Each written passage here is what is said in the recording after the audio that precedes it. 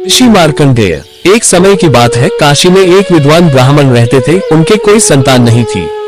संतान प्राप्ति के लिए उन्होंने भगवान शिव की कठोर तपस्या की।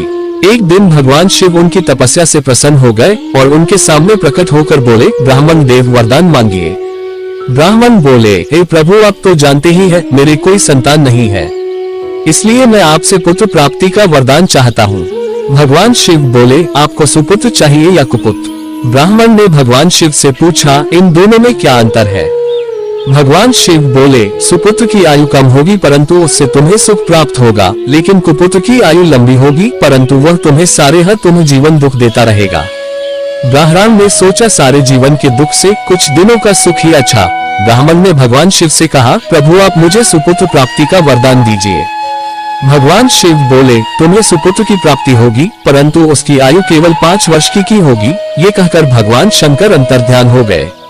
कुछ समय पश्चात ब्राह्मण के घर में एक बालक ने जन्म लिया। वह बालक बहुत सुंदर था। ब्राह्मण उस बालक को देखकर खुश भी होते थे और उसकी आयु के विषय में सोचकर दुखी भी होते थे। वह बालक धीरे धीरे बड़ा होने लगा। बालक के साथ साथ ब्राह्मण देवता का दुख भी बढ़ता जा रहा था। जब वह बालक 4 वर्ष का हो गया तब ब्राह्मण ने सोचा, बालक की आयु की वृद्धि के विषय में किसी संत से पूछना चाहिए। ब्राह्मण उस बालक को एक संत के पास लेकर गए। संत बोले, यदि इस बालक को किसी सिद्ध महात्मा का आशीर्वाद मिल जाए तो इसकी आयु बढ़ सकती है। ब्राह्मण ने पूछा, महाराज ऐसे सिद्ध महात्मा मुझे कहाँ मिलेंगे?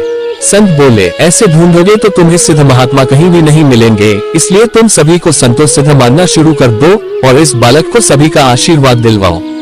संत का कहना मानकर वह ब्राह्मण देवता अपने बालक को गंगा घाट पर ले गए और वहीं पर एक कुटिया बनाकर बालक के साथ निवास करने लगे। गंगा घाट पर अनेकों महात्मा प्रतिदिन गंगा स्नान के लिए आते थे।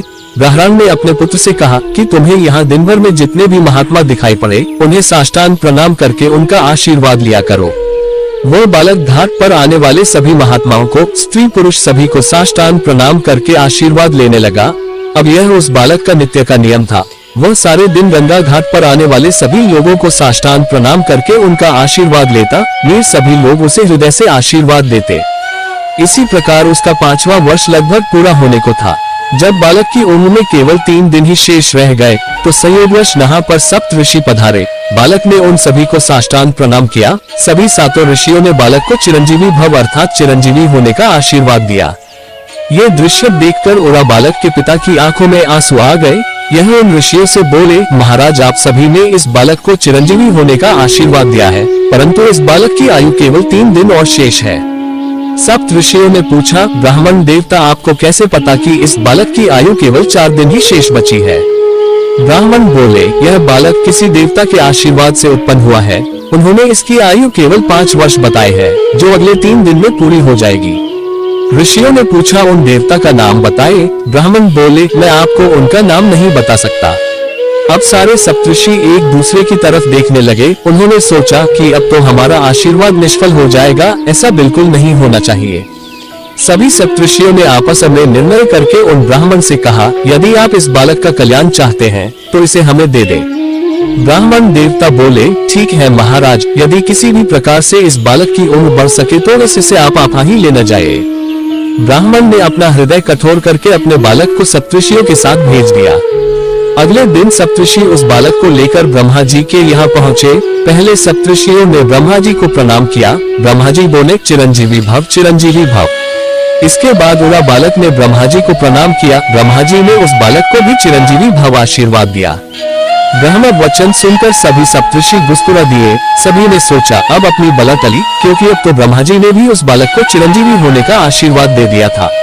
यदि अब उस बालक को कुछ भी होता है तो ब्रह्मा जी का आशीर्वाद झूठा हो जाएगा। ब्रह्मा जी ने सप्त ऋषियों से मुस्कुराने का कारण पूछा। सप्तऋषि बोले, प्रभु, जिस बालक को आपने चिरंजीवी होने का आशीर्वाद दिया है उस बालक के पास केवल 2 दिन की आयु शेष बची है। अब तो ब्रह्मा जी भी सोचने लगे। ब्रह्मा जी बोले, तो आप लोग इस बालक को यहाँ मेरे पास क्यों ले आए? सप्तऋषि बोले, प्रभु, हम भी कल इसे इसी प्रकार चिरंजीवी होने का आशीर्वाद देकर फंस गए थे। हमें अपना आशीर्वाद सत्य करने का कोई उपाय नहीं सूझ रहा था, इसलिए हमने इस बालक को आपका आशीर्वाद दिलवा दिया। अब आप जाने और आपका आशीर्वाद जाने। हम तो अपने आशीर्वाद से मुक्त हो गए। ब्रह्मा जी ने कुछ देर विचार किया। उन्होंने सोचा अब तो इस बालक का भाग्य केवल भगवान शंकर ही बदल सकते हैं। ब्रह्मा जी ने सप्तर्षियों से कहा, आप इस बालक को यहीं मेरे पास छोड़ जाए। अगले दिन ब्रह्मा जी उस बालक को भगवान शंकर के पास ले गए। ब्रह्मा जी ने भगवान शंकर को प्रणाम किया। भगवान शंकर ने उन्हें आशीर्वाद दिया। इसके बाद उस बालक ने भगवान शंकर को साष्टांग प्रणाम किया। ये देखकर भगवान शंकर प्रसन्न हो गए और उन्होंने उस बालक को चिरंजीवी होने का आशीर्वाद दे दिया। ये सुनकर ब्रह्मा जी प्रसन्न हो गए, क्योंकि अब ब्रह्मा जी का भार भगवान भोले शंकर ने ले लिया था। जब भगवान शंकर ने ब्रह्मा जी को हंसते देखा तो उनसे पूछा, ब्रह्मा जी क्या बात है? ब्रह्मा जी बोले, भगवान इस बालक की आयु केवल एक दिन शेष बची है और आपने इसे चिरंजीवी होने का आशीर्वाद दिया है। भगवान शिव ने पूछा, ये किसका बालक है? ब्रह्मा जी ने बताया, ये काशी के उस ब्राह्मण का बालक है। भगवान शिव भी मुस्कुरा दिए और बोले, ये तो हमारे ही वरदान से उत्पन्न बालक है। ब्रह्मा जी बोले, प्रभु आपके वरदान से उत्पन्न बालक अब आप ही की शरण में है, अब आप ही इसकी रक्षा कीजिए। भगवान शिव बोले, ब्रह्मा जी आप इस बालक को यहीं छोड़ दीजिए और अब आप अपने लोक को पधारे। ब्रह्मा जी उस बालक को भगवान शिव के पास छोड़कर चले गए। भगवान शिव उस बालक से बोले, बेटा तुम बिल्कुल मत डरो, यहाँ पर जो ये शिवलिंग है तुम इसके समीप बैठवार ओम नमः शिवाय मंत्र का जाप करो और शिवलिंग पर बेलपत्र चढ़ाते रहो। बालक वैसा ही करता रहा। ओम नमः शिवाय मंत्र का जाप करते करते वह बालक ध्यान मग्न हो गया। जैसे ही उस बालक की आयु पूरी होने का समय हुआ, यमराज उस बालक के पास प्रकट हो गए और उन्होंने उस बालक को अपने पाश में जकड़ लिया। इससे उस बालक का ध्यान भंग हो गया और यह घबराकर जस शिवलिंग से लिपट गया और जोर जोर से ओम नमः शिवाय मंत्र का जाप करने लगा। ये सब देखकर भगवान शिव उस शिवलिंग से प्रकट हो गए और त्रिशूल लेकर यमराज के सामने। यमराज घबराकर हाथ जोड़े खड़े हो गए और बोले, प्रभु यह आप क्या कर रहे हैं? मैं तो आप ही की आज्ञा का पालन कर रहा हूँ। आप ही ने तो इस बालक की आयु 5 वर्ष निर्धारित की थी और अब 5 वर्ष पूर्ण होने के बाद मैं इसके प्राण लेने आया हूँ। भगवान शिव बोले, इस बालक को 5 वर्ष की आयु आपने दी थी या मैंने? यमराज बोले, प्रभु आपने ही दी थी। भगवान शिव बोले, तो फिर इसकी उम्र पर आपका हिसाब चलेगा या हमारा? यमराज बोले, प्रभु आयु आपने दी है तो हिसाब भी आप ही का चलेगा, लेकिन प्रभु मैं आपका हिसाब सुनना चाहता हूँ। भगवान शिव बोले, तो सुनिए यमराज, 4,32,000 वर्ष कलयुग की अवधि होती है। 8,64,000 वर्ष द्वापर युग की अवधि होती है। 12,96,000 वर्ष त्रेता युग की अवधि होती है। 17,28,000 वर्ष सतयुग की अवधि होती है। इन सभी 4 युगों को जोड़कर एक चतुर्युग होता है। ऐसे 71 चतुर्युगों का एक मनवंतर होता है। ऐसे 14 मनवंतरों का एक कल्प होता है। ब्रह्मा जी का एक दिन ऐसे 2 कल्पों के बराबर होता है। ब्रह्मा जी की आयु 100 वर्षों की होती है और 10 ब्रह्मा की आयु के बराबर मेरा एक दिन होता है। अब ऐसे दिनों वाले 12 महीनों का 1 वर्ष और ऐसे 5 वर्ष की आयु में इस बालक को प्रदान करता हूँ।